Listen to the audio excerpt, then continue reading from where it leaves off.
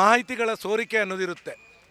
ಹಾಗೆಯೇ ನಮ್ಮ ಕೆಲವು ಏನು ನಮ್ಮ ಪಕ್ಷದಲ್ಲೂ ಆಗಿರ್ಬೋದು, ಅವರ ಪಕ್ಷದಲ್ಲೂ ಕೂಡ ನಮಗೆ ಕೆಲವೊಂದು ಮಾಹಿತಿಗಳು ಲಭಿಸುತ್ತೆ. ಈ ಥರ ಇರಬೇಕಾದ್ರೆ ನಿನ್ನೆ ಅವರ ಒಂದು ಕ್ಯಾಂಪ್ನಿಂದ ಬಂದಿರುವಂಥ ಸುದ್ದಿ ಸೋಲಿನಿಂದ ಕಂಗಾಲಾಗಿರುವಂಥದ್ದು ಸ್ಪಷ್ಟ ಸೂಚನೆ ಬಂದಿದೆ.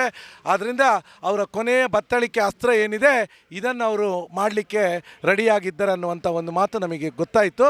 ಅದನ್ನು ಇವತ್ತು ಏನು ನಮಗೆ ಗೊತ್ತಾಗಿದೆ ಅದನ್ನು ಪ್ರಜ್ಞಾವಂತ ಮತದಾರರ ಮುಂದೆ ನಾವು ಇಟ್ಟಿದ್ದೇವೆ. ಎಚ್ಚರಿಕೆಯಿಂದ ಇರುವಂಥದ್ದು.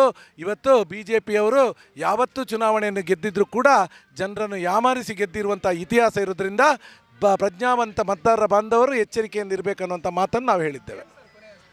ಕೊನೆಯ ಅಂತ ಹೇಳಿದರೆ ತಮಗೆ ಗೊತ್ತಿದೆ, ನಮ್ಮ ಪವಿತ್ರ ಗ್ರಂಥಗಳನ್ನು ಮನೆಗೆ ತೆಗೆದುಕೊಂಡು ಹೋಗಿ ಅದರ ಮೇಲೆ ಆಣೆ ಪ್ರಮಾಣ ಮಾಡುವಂಥದ್ದು, ಅಥವಾ ನಮ್ಮ ಅಕ್ಕಂದಿರಿದ್ದಾರೆ, ಅಮ್ಮಂದಿರಿದ್ದಾರೆ, ಅವರ ಕರಿಮಣಿಯ ಮೇಲೆ ಕರಿಮಣಿ ಮೇಲೆ ಆಣೆ ಮಾಡಿಸುವಂಥ ಕೆಲಸಗಳನ್ನು ಮಾಡಲಿಕ್ಕೆ ಇವರು ತಯಾರಾಗಿದ್ದಾರೆ ಅನ್ನುವಂಥ ಒಂದು ಮಾತುಗಳು ನಮಗೆ ಕೇಳಿಬಂತು. ತಾಳಿಯಲ್ಲಿ ಕೈ ಇಟ್ಟು BJPಗೆ ಓಟ್ ಹಾಕ್ಲಿಕ್ಕೆ ಹೇಳ್ತಾರಾ, ಮತ್ತು ಕಾಂಗ್ರೆಸ್ಸಿಗೆ ಓಟ್ ಹಾಕ್ಲಿಕ್ಕೆ ಹೇಳ್ತಾರೆ ಅವರು? ಏನು ಸರ್?